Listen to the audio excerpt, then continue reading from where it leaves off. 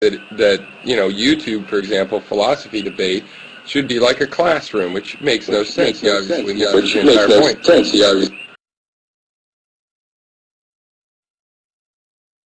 He seems so anti-communication, which is the weird part to me. I mean, I'm sort of getting this idea that you should be, like, this guy should be an expert on how to effect communication. And it's like, he is the antithesis of that. He does not wish to communicate. He wishes to distort and pervert and mislead, and, he lives for this metaphor crap.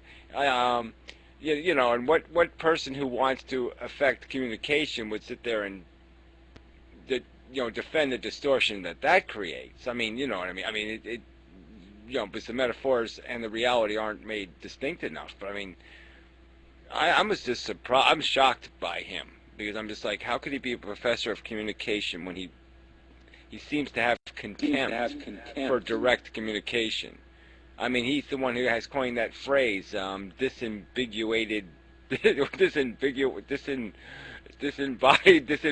the hell is it? Disambiguated, well, whatever the fuck it is. But this idea that you should never say anything explicitly. I mean, so how can you have any conversation if you can't even agree on what yellow is?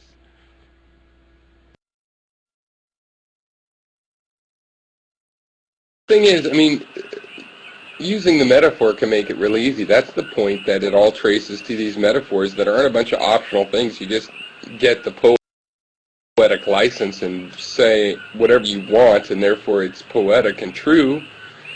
And that's really what we have. And it's one of, because the cognitive scientists in the embodied mind area, they have a very practical. I mean, their grad students are like reading speeches by Bush Sr. on the original Gulf War, and just analyzing it for the metaphors, or analyzing Rush Limbaugh, who's always talking about people sucking at the tit of the mother pig of the nanny state, and these metaphors are really practical and actually really easy to understand. And you'd think that if he's studying media ecology rather than some more esoteric, non-practical thing that's actually going on, that's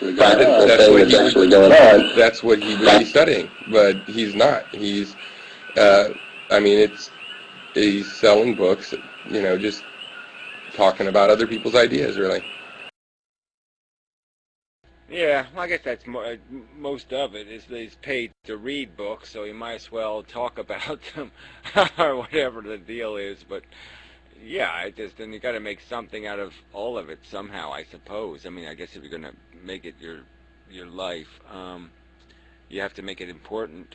But I just hate the indirectness of it all. I mean, nothing's ever said explicitly.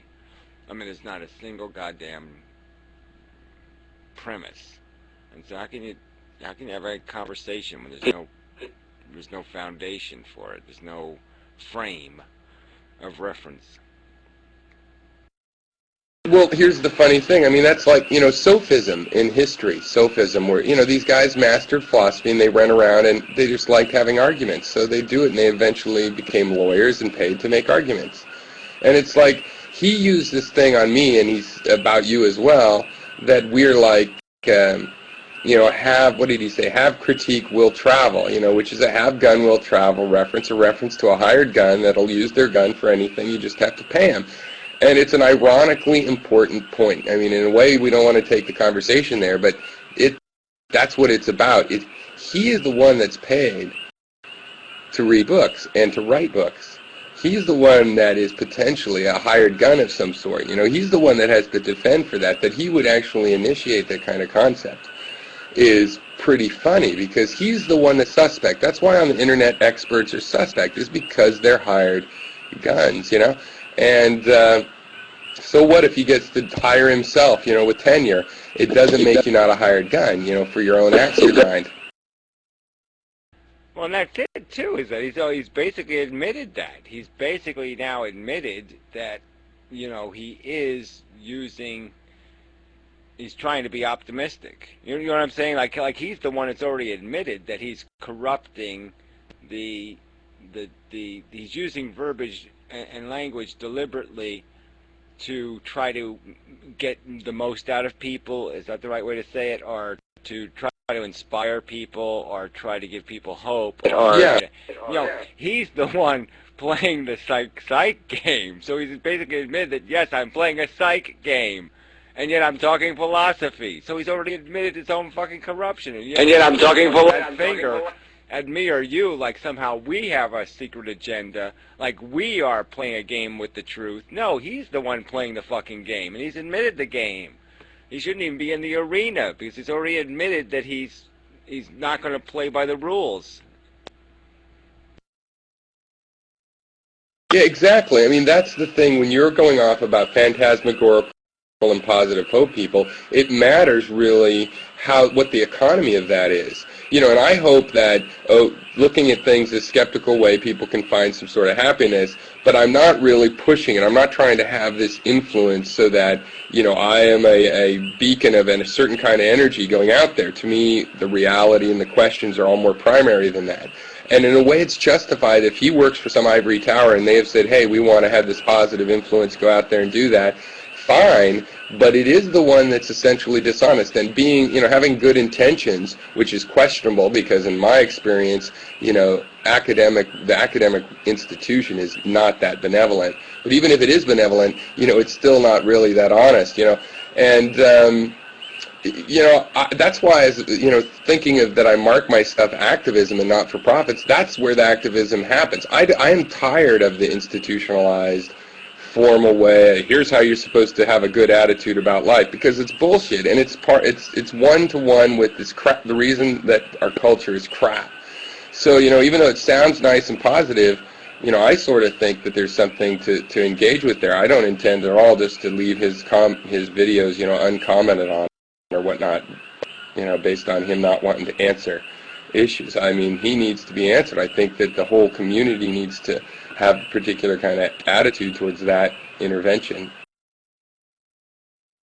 Yeah, well, it's a difficult circumstance, just because he's very articulate. I mean, you can't take that away from him. I mean, he says a lot of shit, fast and